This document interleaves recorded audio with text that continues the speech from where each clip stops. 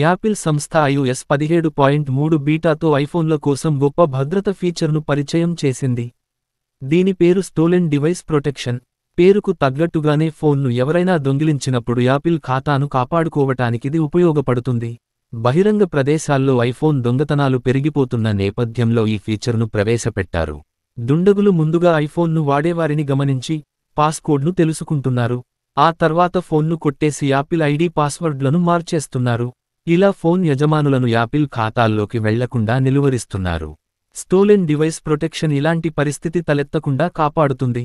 విశ్వసనీయం కాని స్థలాల్లో బయోమెట్రిక్ ధృవీకరణ, అంటే వేలి ముద్రలు లేదా ఫేస్ ఐడి ద్వారానే సెట్టింగ్ను మార్చుకోవటానికిది వీలు కల్పిస్తుంది. దీన్ని ఎనేబుల్ చేసుకోవాలంటే సెట్టింగ్స్లోకి వెళ్లి జనరల్ మీద తాకాలి. సాఫ్ట్వేర్ అప్డేట్ను క్లిక్ చేసి ఇన్స్టాల్ నౌ మీద నొక్కాలి.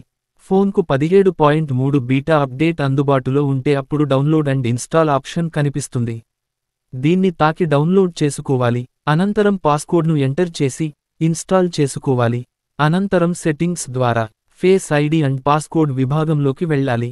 పోస్కోడ్ను ఎంటర్ చేసి స్టోలెన్ డివైస్ ప్రొటెక్షన్ కింద టర్న్ ఆన్ ప్రొటెక్షన్ మీద నొక్కాలి.